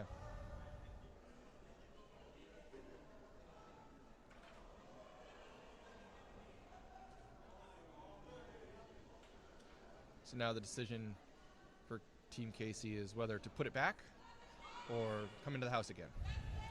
Well, and I think you can afford to come in. You've got a guard. You've got another one that's high enough up there in the 12-foot. This does appear to be a little light. And the sweepers are working really hard to make it work. Gotta go, gotta go. That'll work. Sitting 2 now. Team Pytlarz showed their hand a little bit on the last shot with the peel, and so there's a little bit of a thinking that if your opponent doesn't want the guard there, you probably do want the guard there. And so a lot of room to play with, whether it's on the button or in that same guard position. It's all about where the sweepers wanted to put it. But strategically, tactically, you might be thinking, well, they're going to be peeling my guard anyway. Why not put a spare guard up there, I liked the call of peeling the guard. Unfortunately, Team Pytlarz flashed it, and so now Team Casey looking to draw one in behind those 2 that are staggered up at the top of the house, and really make some noise in this end. A little bit of the same logic of if they're going to be going towards that peel, maybe put another one up there. The danger now is that with all those yellows on the center line, if you put another one up and Team Pytlarz ever decided to sink one on you, now you're getting in your own way. But that's the nature of the situation we're in late in the game at a deficit, right? Team Casey has to take a couple chances. And a big heavy sweep from Hopner's right out of hand on this, so they thought it was light. Skip John Casey coming up to help and assist everybody in. I'm not sure that this is getting to the house. It did touch the one that was on the 12-foot, so that was at least 12-foot weight.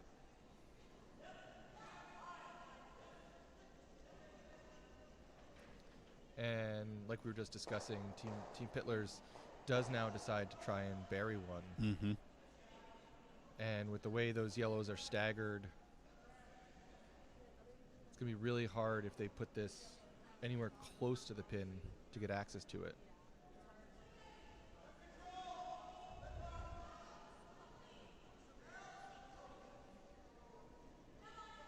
The red in the top 12 does open up opportunities for a hero shot for both teams. If this gets by, really fantastic weight it looked like, but just managed to clip one of those yellows that was in the top 12. Red is sitting shot, but that rock is fully exposed, and Casey's just going to line up to hit. Now, do you want to roll under, or do you want to roll away? It leaves the shooter here. Both options are good. I think rolling under diminishes the threat of red sinking one to the pin. Rolling away, as long as you roll far enough that you don't give them an easy hit and roll back to the pin, or if you ever sink one and make a double, that's pretty good. Nose is fine here. And that seems to be what they've done. Now, with a ward, you want what you were hoping to ward against there if you were Casey is giving them an easy hit and roll under. Yeah, and that gap did shrink, so it's not necessarily an easy hit and roll under. And you're laying 3, and one of my rules of thumb just for staying positive is you never complain about laying 3 or more. Yeah, that's a good point.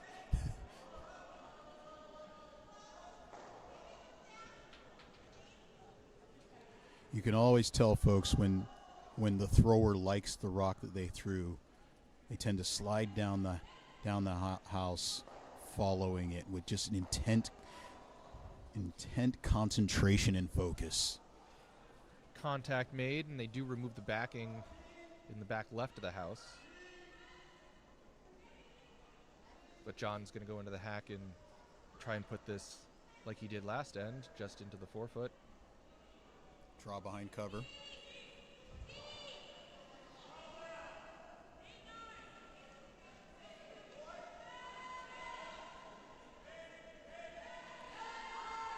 John Casey sliding out of the hack. Matt Hoffner and Anna O'Shea on the broom.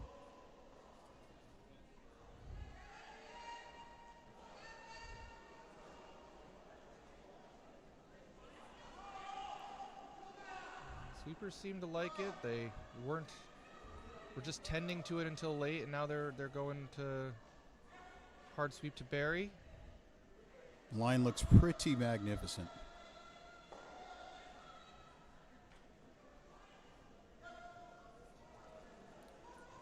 That rock will land in the 12-foot there, and it's in scoring position. Not quite bury. For bury, you need Fruit Smart.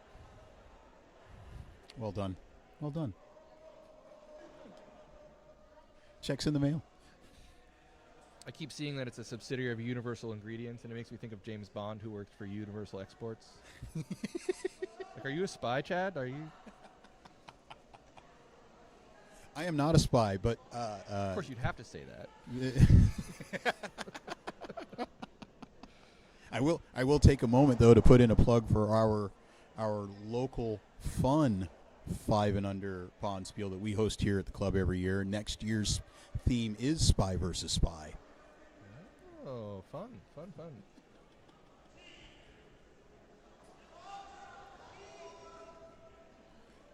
Jacqueline Stone underway. They opted for trying to draw bury around. behind the pile. A bold move. The weight looks about right. And you mentioned earlier, this is definitely a strength of hers. And that rock will end up in the back of the 4-foot. A little heavier than perfect, but absolutely takes all 3 of those yellow stones that were counters out of contention. Now, what's the play here if you're Casey? Do you just try to draw on top of that, or would you ever just try to dig it out a little bit with just a back 12 tap and challenge them to make the shot again? No, I think this looks much like a mixed doubles end, and I think just freezing to that and shrinking that scoring area. If you freeze to it, you still might leave the pin open, but Just shrinking of the scoring area, as you pointed stealing out. one is great here. Sure. So they have a fortress. They just got to get inside it.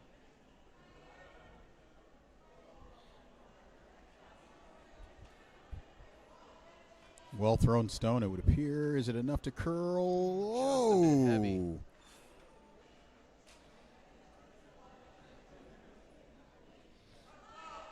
Chance for a skips deuce.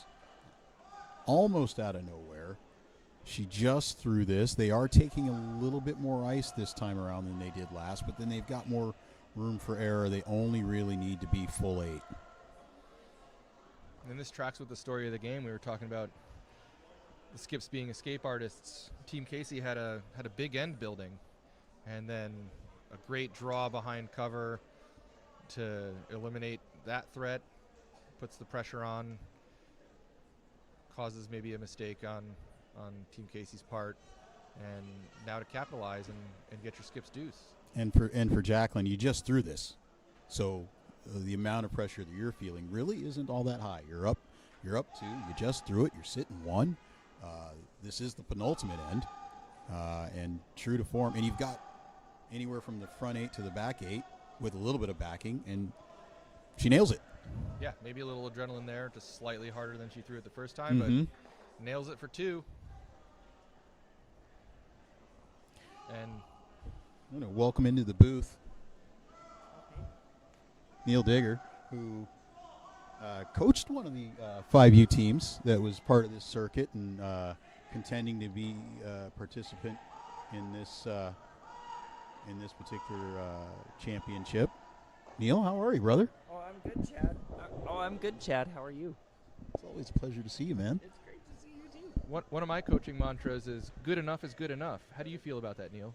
Good enough. I'll have to think about that one, Chris. I'll have to think about that. You know, good enough sometimes just isn't good enough because the other team makes a great shot. You can make your shot as good enough as you can, but if the other team also makes a great shot, there's not a whole lot you can do, and there's a lot of great shots happening out there today. As Mr. Miyagi said, no can defend. If executed properly, no can defend. Good to see you, Neil. Good to see you guys. How's our game levels? How's your game levels? Ooh, looking a lot better today.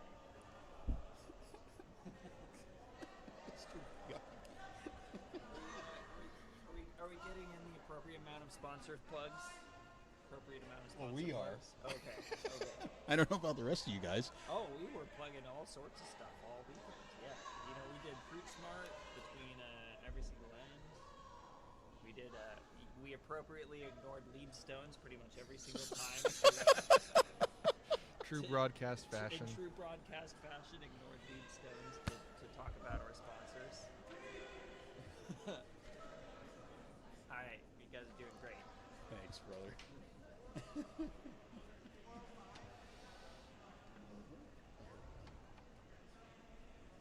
Team Pytlarz opens with a great draw to the 4-foot.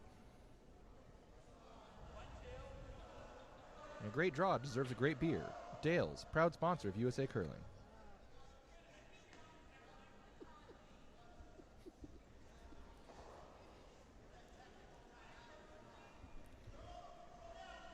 Team Casey with hammer, trying to generate a big end.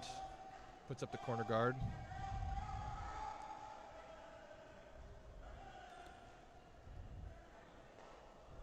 It's so important, too, folks. Just if you'll indulge me a little bit here, these events don't run themselves. There's a lot of time and effort from volunteers that go into it. There's also a lot of money that it takes.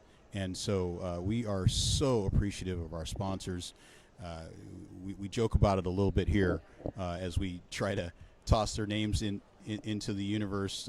But support these folks. And so this particular event, the sponsors that have been a part of helping to make it work are our friends at Fruit Smart, Top Pot Donuts, Picado Bueno, Evergreen with Shelley, Dale's, and Ivers. So you know, they were kind enough to support us. Love it if you guys went out there and supported them. And thank you to each and every one of them for helping us put this event on.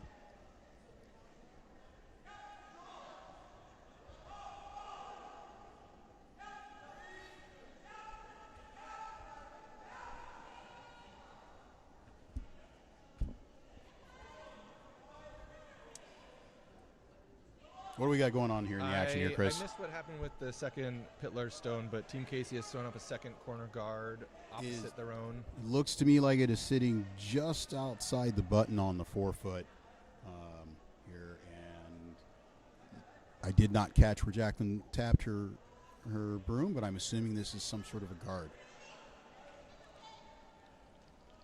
guard. With the scoreboard the way it is, I think this should be in the house. That's certainly where I would prefer it. It looks like it's maybe going to tick the guard.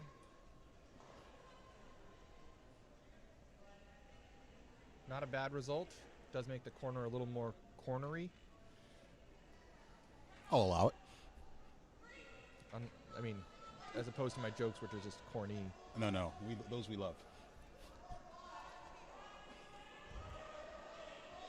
Does act as a guard on the shot rock, but guards in play are going to favor Team Casey here as they try and generate some offense.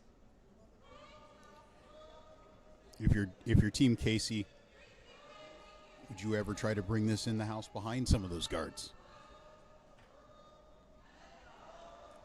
Yes, I think you put up the two corners, you might as well Use them? use them.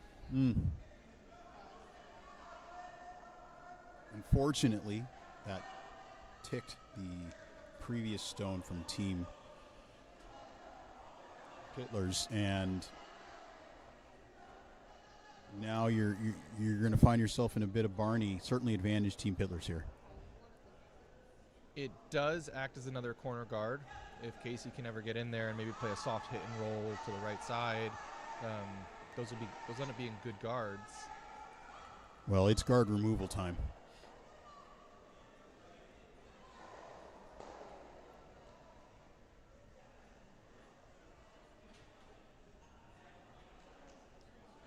Team Casey opting to attack the stones in the house now, calling for a freeze on shot rock in the 4-foot.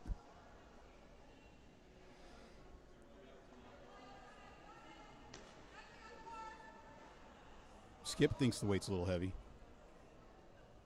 The freeze comes with a little bit of risk here because the freeze probably isn't going to be shot, and you need a big end, so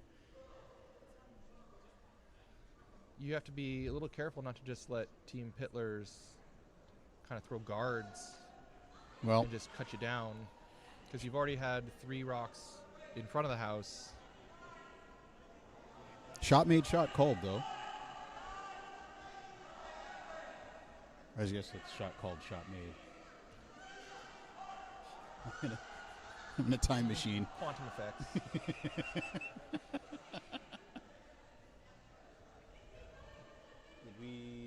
Are we looking at a timeout here or technical? I think it's just a team timeout. Okay. Looks like coaches entered the ice.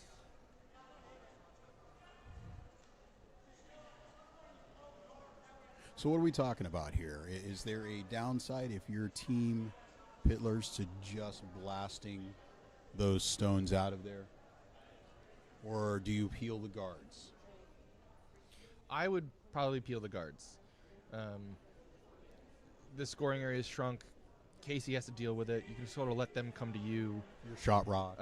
And any play they make in that 4-foot is just going to group those yellow stones even further. So by removing the guards, you're going to end up with more access when they end up grouping them for a double. So then, to your point, which guard are you targeting? Are you targeting that one that's closer to the house?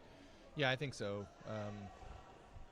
Either one, really. But I think the better one for Team Casey right now is the slightly closer one. The high one, the way the ice is moving, Not allows really you helping a lot. Yeah, like you can chase around it with softer weight. It is precise, but a little less threatening.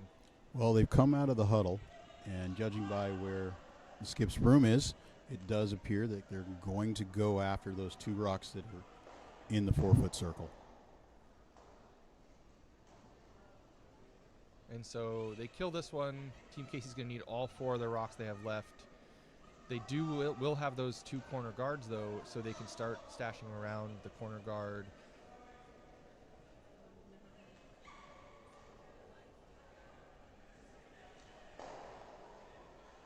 It's a fine shot, the yellow. but really going to be a challenge for Team Casey to remove those 2 reds and score the requisite 4. Yeah, you almost need to play the hit and roll here under the instead of drawing under the corner guards, because if red keeps piling them in there, your eventual takeout gets harder and harder and harder. It goes from a double to a triple to a quad. Well, and again, with this being the final end, and with yellow being down to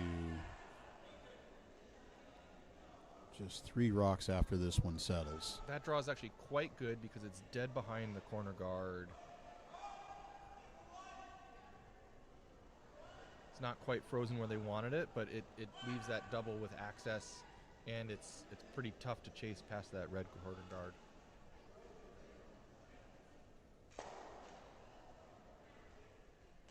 Plenty of time left here for thinking time. No need to rush. Lots of options here. I think peeling the guard might be the strongest play, but coming in and, like I said, making that pile even more and more complicated to get rid of is a solid play as well. They also have some tolerance of they can come up a little short here, maybe not optimal, but it gets in the way, and all the pressure is on Casey right now to make use of every stone they have left. Pretty good placement for that one. Excellent placement for that one. It sort of forces the issue. I think you have to now play at it and try and start moving those reds around. I can say you've been known to throw a heavyweight shot or 2. Is there a chance here to catch that red and remove those 2 in the back? Yeah, but I think 2 behind it. I think the big weight one is risky. I think you're going to want to play something almost like you're just going to play a single hit and roll under the corner guard again, and just shake the pile. If you ever hang your hit on the high side, on the center line side, you can end up killing your own and rolling out, and then that'd be the game. Yeah. Looks like we've got a timeout here for Team Casey. Coach Will, looking all warm and cozy, bundled up there, coming out and offering his opinions.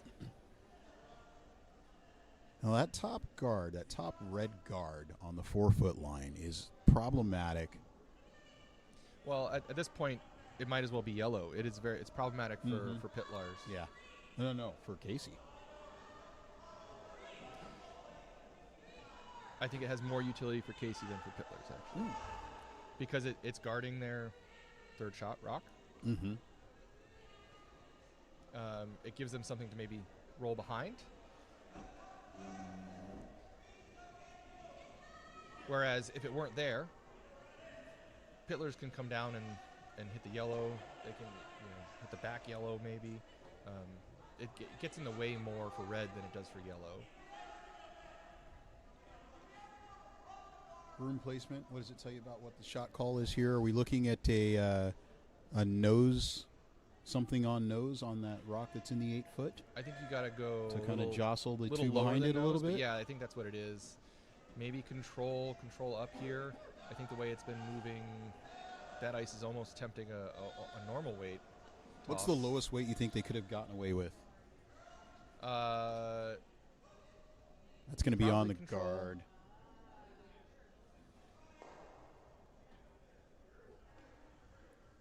And that was maybe back line. Yeah.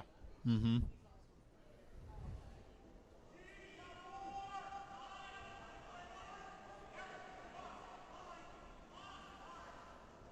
So now the reds are all piled up.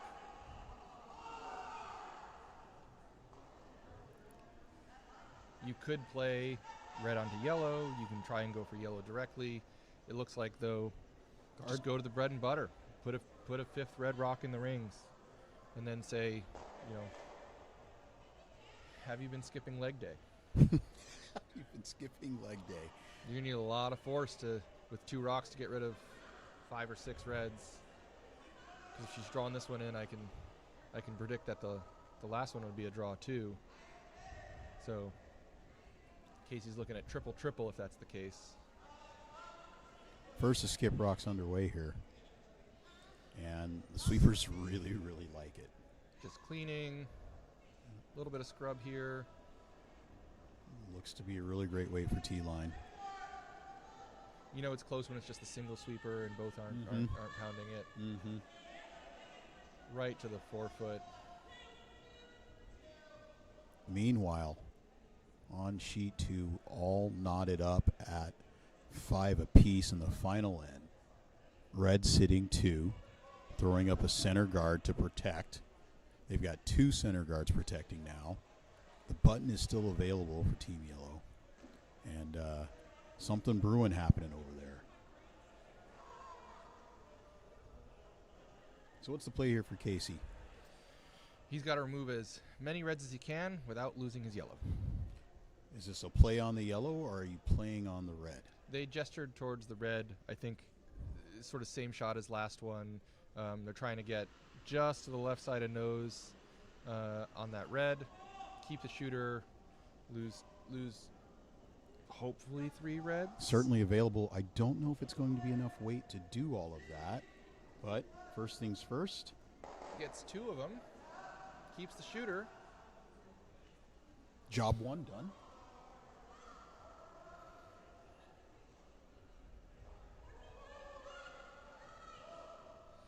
And then, again, you get up your protractor and you say, are the angles there to get rid of all 3 reds?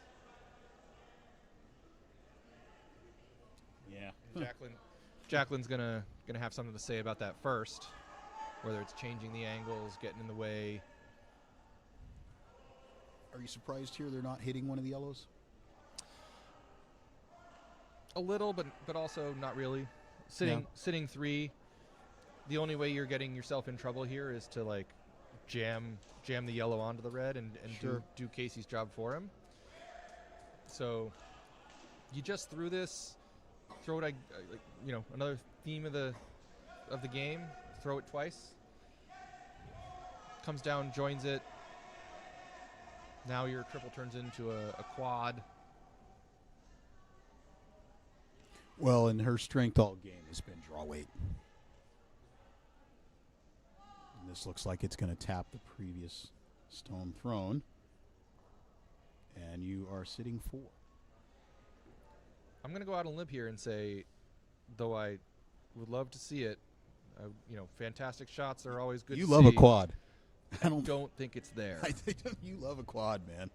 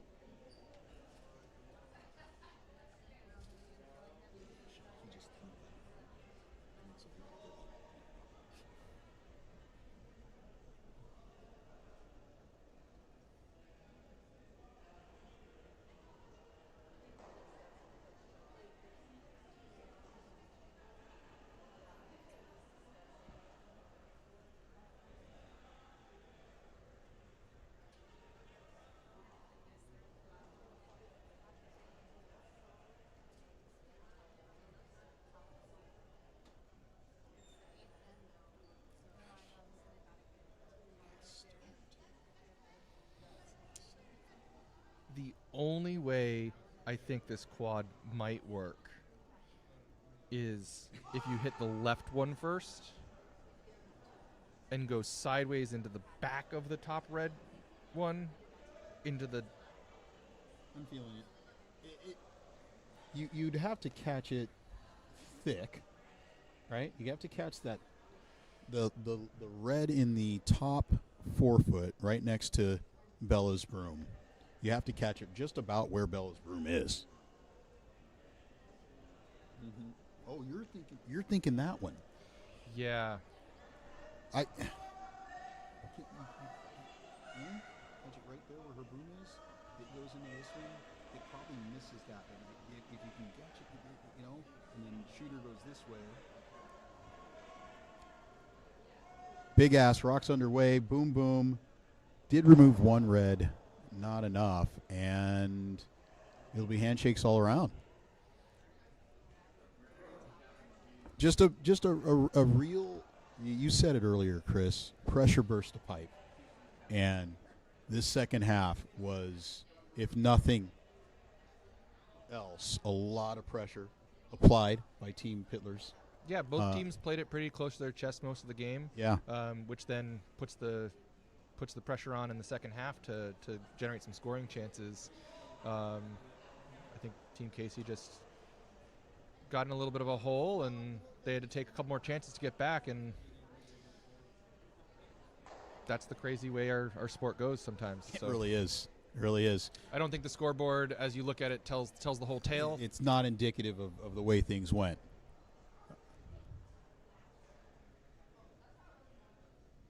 But Team Pytlarz will pick up their first win of the tournament. Yeah. Way to go. And we'll start to conclude our broadcast maybe with another shout out to our wonderful sponsors. Yeah, again, thank you to all the sponsors. But I think what I do want to do is take a quick minute to just say some thanks to some of the volunteers here who put so much time and energy into making this event happen. The problem with listing off names is that somebody's going to get left off, so apologies to you if that happens to be you. But thank you to Lori Markham, Cindy Parrish, Lisa Raelyuk, Brian Pittard, Ann Cirillo, Ray Kwan, David Dimmitt, Cindy Yang, Anna O'Shea, who isn't just a volunteer to help make this event happen, but is actually competing in this event, and Emmett O'Shea as well. Thank you to all of our volunteers, both for helping with the ice and the dedication to make this event happen, and the time and effort on their personal time that they did. Nobody got paid for that. They just came out and dedicated some of their own personal time to make this event as wonderful and as fun it is for everyone involved. So thank you to all of you.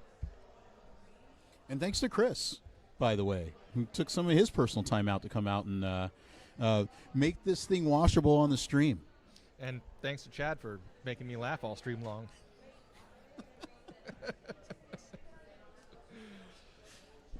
Thanks, sports fans. Tune in for our next draw at Noon? Noon? I think it's at noon. All right.